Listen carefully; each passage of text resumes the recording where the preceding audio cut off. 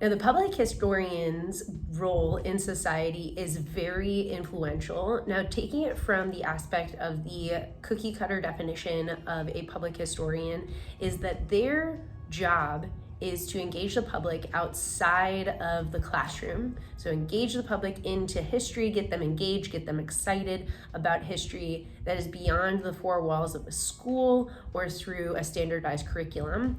Now, the amazing thing about public historians is that they are doing the same exact thing that a lot of teachers are doing within their classrooms in the form of engagement. And so, for example, a normal high school teacher is going to try and engage their class in a variety of ways. And they're going to measure engagement as well in, again, a variety of ways. For a public historian, historical preservation is something that happens often in their field. To preserve a historical artifact, the historian not only has to determine if the artifact is worth preserving. So first you have to make the determination, does this connect to the story of this town?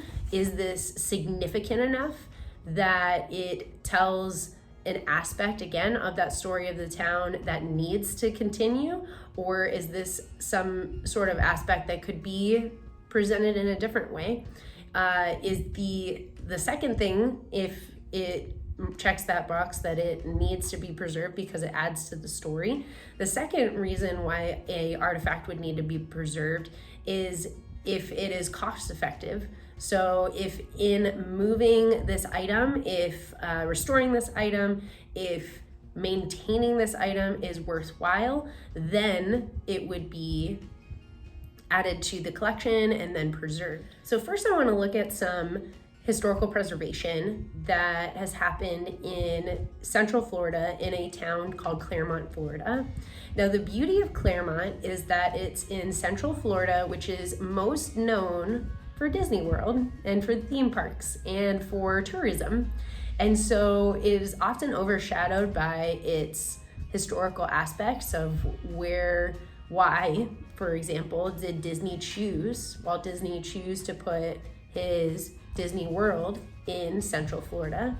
And so when you go into the backstory of Central Florida, you find these little towns like Winter Garden, like Clermont, Groveland, Mascot, Oakland, all these towns that are tiny, have their own giant stories in themselves. And that's what drew tycoons like Walt Disney, like Harry Flagler, that have decided to make Florida where they're going to do their business ventures. Now, the city of Clermont purchased a property in 1996 to house the Clermont Historic Village in hopes one day to move historical artifacts to that location for historical preservation. Now, this aspect is monumental in that when they bought the property in 1996, all that existed for historical purposes was the train depot that was built in about 1925. And that was the train depot that connected the Orange Beltway trail line from coast to coast. The second building that was located on this site was the Quonset hut that was built during World War II that served as a base for soldiers during the war that stayed in Clermont. Now, the South Lake Historical Society was created in 1998, about 2 years after the city of Clermont purchased that property. And they slowly searched for buildings and structures that they could then, again, move to this site. One of the first that was moved was a very monumental piece of history, is now known as the Townsend House. Now, this home was built by James and Sally Townsend in about 1895. The Townsends moved from Georgia in roughly 1880s to Clermont and made Clermont its home and built their structure in 1895. This structure was moved from its original home about 10 blocks away from the historic village in 2002. The reason the Townsend House was chosen specifically to be moved for historical preservation purposes is that the Townsends were very influential people in Clermont's early history, in that they were the first African Americans to make Clermont their home. And in establishing Clermont as their home and serving their community, they were very influential in education and in Christian ministry. And so two of the hallmark accomplishments of the Townsends is that they established the St. Mark's African Methodist Episcopal Church that still stands today off of what's called Diston Avenue. And the second thing that they were able to establish in their lifetime was they created the first African American schoolhouse to serve their neighborhood and community in 1902. The beauty of this is that the Townsends made such an impact. When Miss Townsend passed away, her service could not be held in St. Mark's because there were so many mourners. And so the local Methodist church, that was predominantly white at the time, but was just down the road from St. Mark's, held her funeral service, and it was the first church in the area to hold an African American service in an all-white church. And so the Townsends themselves were able to make an impact on the community, not just by their structure, but also in the lives that they led. The second structure that was moved to the Clermont Historic Village is known as the Kern House. This is in memory of one of the founding members of Clermont, who was Alexander Kern. And Alexander and Eleanora Kern moved to Clermont in about 1880, traveling by steamboat from Yalaha to Clermont along the Palatica River. The Kerns purchased about 8 lots on historical Montrose Street, which is now called historic downtown Clermont, and they built their house nearby in approximately 1885. Alexander Kern was able to be on the founding board for establishing the city of Clermont on June 9th, 1891, only 4 years before the Townsends built their house. Kern built and operated the first public water system in Clermont, and he also managed a merchandise store in the area, again along Montrose Street.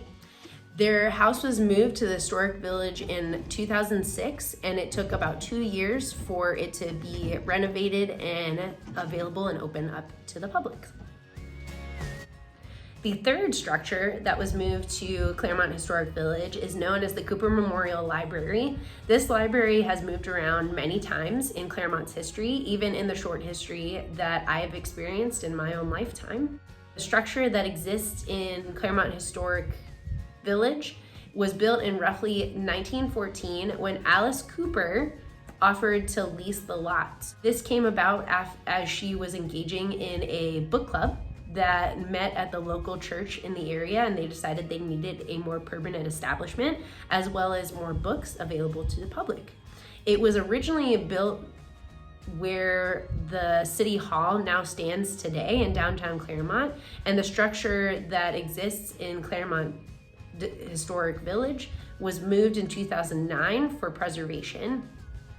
Now, this building itself is known as Little Cooper because there is a modernized version of the Cooper Memorial Library that's located in what's called Lake Sumter State College that has a branch campus in Clermont as well. And so they took this idea and has Clermont history on the inside, and it bears the name of Cooper Memorial Library.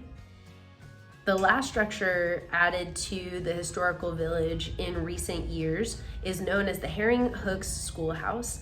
This is a replica of the original building, as the original building no longer exists, but it is a replica of the 1881 schoolhouse that Miss Thomas Hooks taught back in the 1800s and was dedicated in April 13th of 2013.